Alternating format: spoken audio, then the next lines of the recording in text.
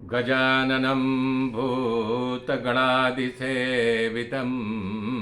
कपित्थजम्बूफलचारभक्षणम् उमासुतं शोकविनाशकारकं नमामि विघ्नेश्वरपादपङ्कजं। गुरुर्ब्रह्मा गुरुर्विष्णु गुरुदेव महेश्वर गुरु साक्षात् परब्रह्म तस्मै श्री गुरुवे नमः। तस्मै श्री गुरुवे नमः। या कुन्देन्दु तुषारहार धवला या शुभ्रवस्त्रावृता या वीणावरदण्डमण्डितकरा या श्वेतपद्मासना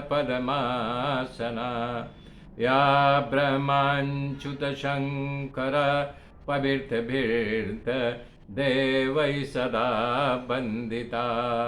सा मां पातु सरस्वती भगवती निःशेषजाड्यापः।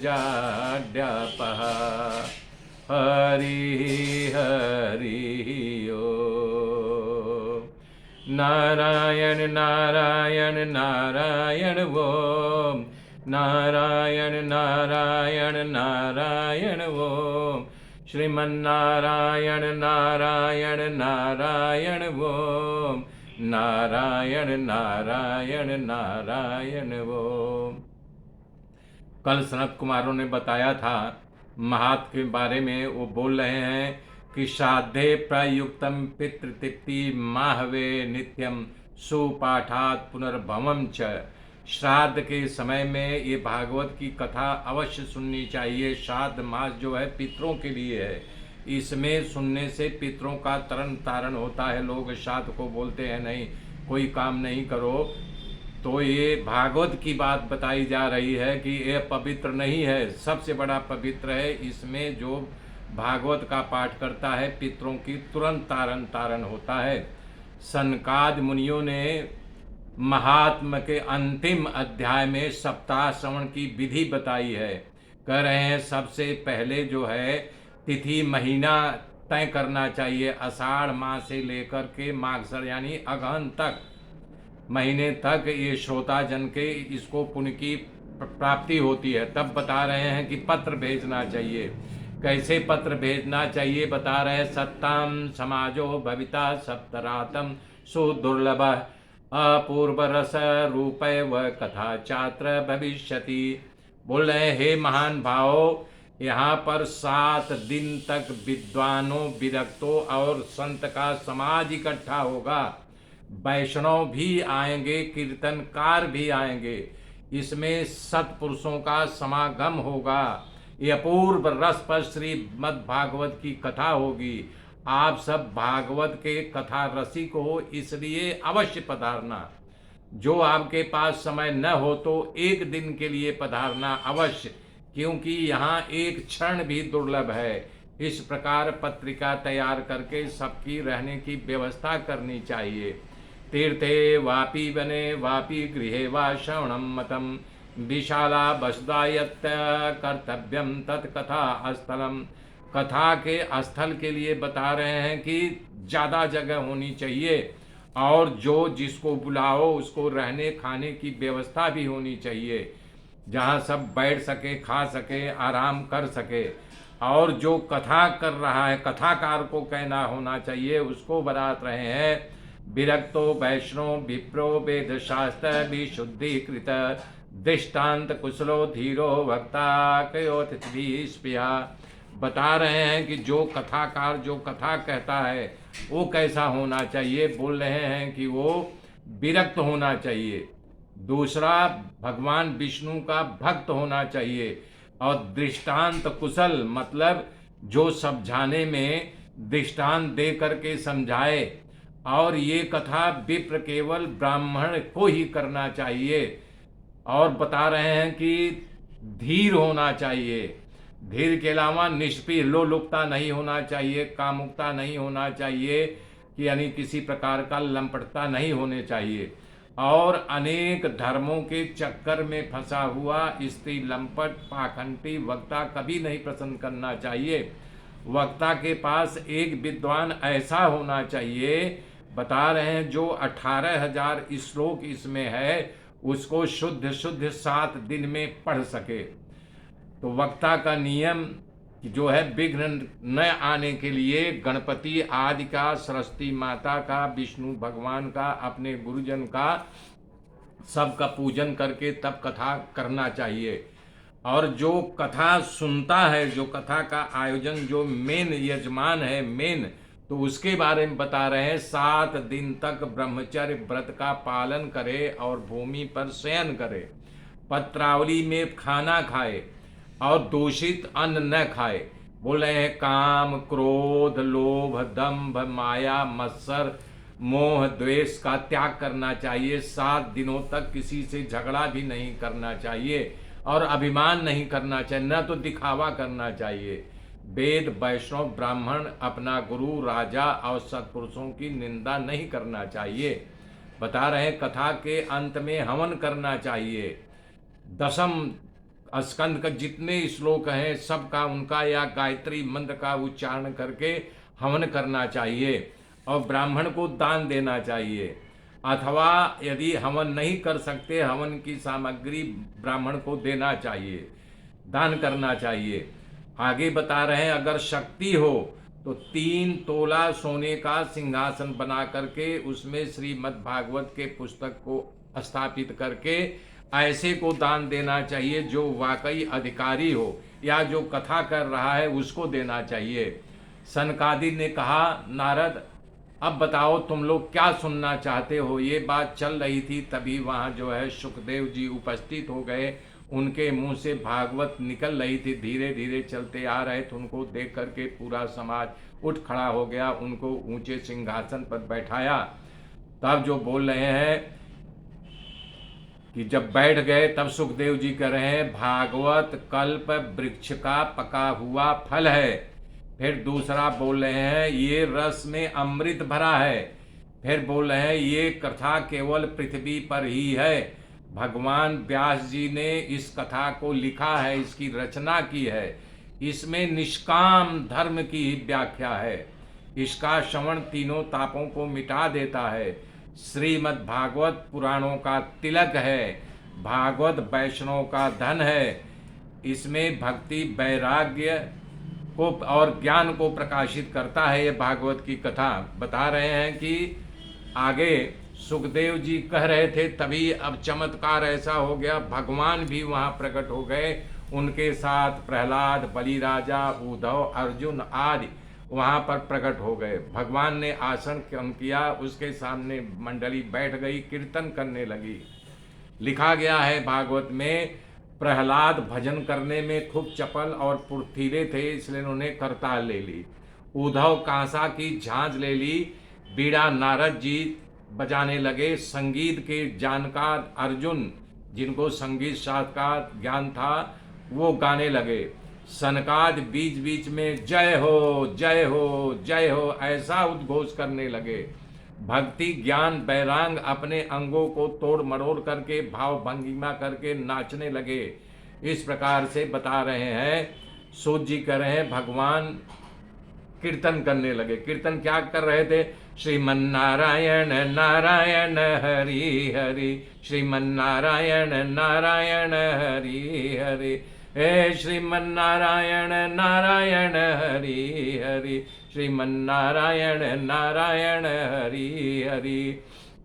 तो बता रहे हैं, सूत जी कह रहे हैं, भगवान स्वधाम जाने के 30 वर्ष बाद भादों के शुद्ध नौम के दिन सुखदेव जी ने इस कथा को किया था। उसके बाद 170 वर्ष तक कथा नहीं हुई।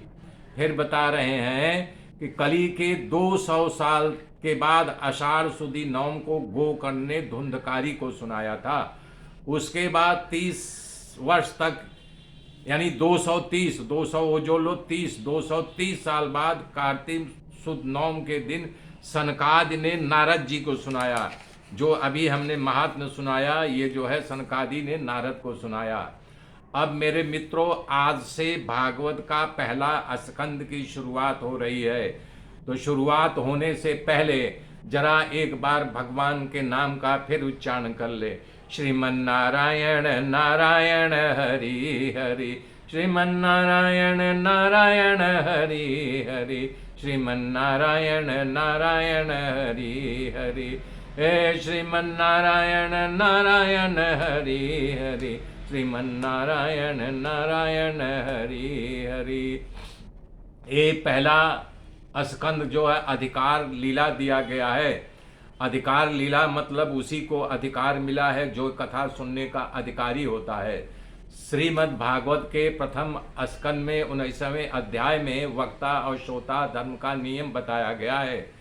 श्रीमद् भागवत में 3 वक्ता और 3 श्रोता हैं, लिखा गया है साफ साफ। पहला नैमिष नारायण में सूत जी वक्ता और शौनक जी श्रोता हैं।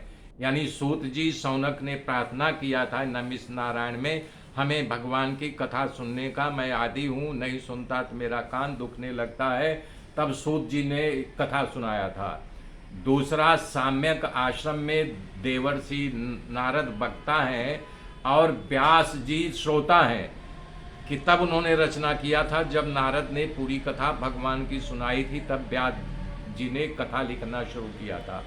तीसरी कथा देव नदी गंगा के किनारे सर्वभूत हृदय व्यास नंदन के पुत्र सुख जी वक्ता और राजस परीक्षित श्रोता थे। ये तीनों वक्ता और श्रोता प्रथम स्कंद में गान किया गया है। प्रथम स्कंद में व्यास जी के द्वारा मंगलाचरण गाया गया है। शौनक जी ने सूत जी से 6 प्रश्न पूछा है। अवतार कथा, नारद जी व्यास जी के उपदेश, नारद जी के पूर्व जन्म की कथा, उत्तरा के गर्भ में परीक्षित की रक्षा कैसे भगवान ने की, भीष्म पितामह द्वारा धर्मराज युधिष्ठिर के वर्णन, और बता रहे हैं कि इस प्रकार से भीष्म स्तुति, भगवान भीष्म ने कृष्ण भगवान से कैसी स्तुति की थी जब उत्तरायण में अपने शरीर का, अपने प्राण का त्याग कर रहे थे। तो उन्होंने संकल्प किया था कि जब तक भगवान हमारे सामने नहीं आएंगे तब तक मैं अपना प्राण नहीं छोड़ूंगा।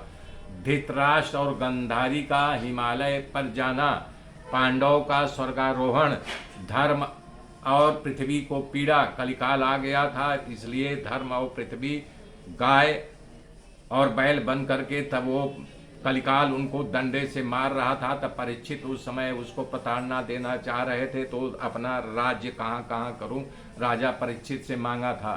परीक्षित कली का निग्रह और उसके रहने का स्थान बताते हैं। परीक्षित को ब्राह्मण परीक्षित को क्यों, मतलब कि वो ब्राह्मण बच्चे का श्राप लगा था, उसी श्राप से उनको सर्पडंक मारा था। तो यही कथा उनको परीक्षित जी सुन रहे हैं सुखदेव जी से। परीक्षित का पश्चाताप, अनशन और गंगा के किनारे गमन, भगवान सुखदेव जी का आगमन और कथा का शुरुआत बता रहे हैं कि ओम नमो भगवते वासुदेवाय।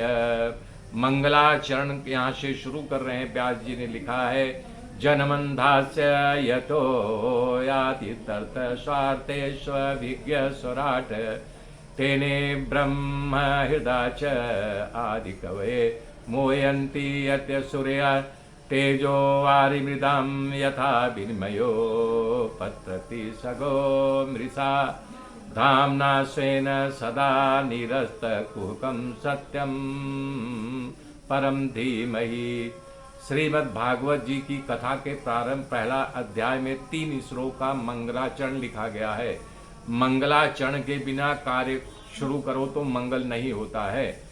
तो बाबा गोस्वामी जी ने भी लिखा है कि राम स्वयं प्रकाशक हैं, सहज प्रकाश रूप भगवाना, स्वयं प्रकाश हैं, उनको किसी प्रकाश की जरूरत नहीं पड़ती है। सत्य जो दिखाई देता है वही सत्य है। जासु सत्यता ते जड़ माया, भास सत्ययु मोह सहाया, सत्यम परम धीमहि। इसलिए सत्य को सबसे सर्वोत्तरी बताया गया है कि सत्यम परम धीमहि। श्रीमद् भागवत गीता और ये भागवत दोनों भगवान के मुख से निकला है। करें भागवता प्रोक्तम भागवतम श्री कृष्ण ने गीता में कहा ममय वांसे जीवलोके जीवभूत सनातन। अर्जुन को कहा है कि हे अर्जुन, जीव मात्र हमारा जो है सनातन अंश है, ये सभी लोगों के लिए है, किसी जाति वर्ण के लिए, सबके लिए है ये। और कालिदास जी रघुवंश में लिखा, अपने इष्ट देव भगवान शंकर को याद करके कहते हैं जगतः पितरो वंदे पार्वती परमेश्वरो। और यही तुलसी बाबा जी लिखे हैं गुरु की महिमा को, अरे बंदहु गुरु पद पदुम परागा असुरुचि सुवास सरस अनुरागा। तो बता रहे हैं संपूर्ण संत समाज का वर्णन करते हुए तुलसी बाबा जी ने लिखा है मुद मंगलमय संत समाजो जो जग जंगम तीर्थ राजू। तीर्थ दो प्रकार का होता है, एक अपने जगह स्थिर रहता है, दूसरा हमारे पास आते हैं। जैसे जो स्थिर रहता है गंगा जमुना सरस्वती क्षिप्रा बेतवती महासु नदी ख्याता जया गंडकी आदि जितनी पवित्र नदियां हैं वहाँ हमको और आपको जाना पड़ता है। दूसरा तीर्थ जो संत हैं हमारे पास चल के आ जाते हैं और हमें कथा अमृत में स्नान करवा देते हैं, हम पवित्र हो जाते हैं। और यहाँ पर बता रहे हैं कि राम भगति जल बिनु रघुराई अभयंतर मल कबहु न जाई। तुलसी बाबा जी ने लिखा है संत जब आते हैं तो अंदर की कालिमा को कैसे निकलता है कि जब राम भगत का जो जल होता है उसमें स्नान करने से अंदर के दोष अपने आप निकल जाते हैं। मेरे मित्रों, अब आगे की गाथा कड़ी मैं कल जोड़ूंगा, तब तक के लिए जय श्री राम, जय श्री राम।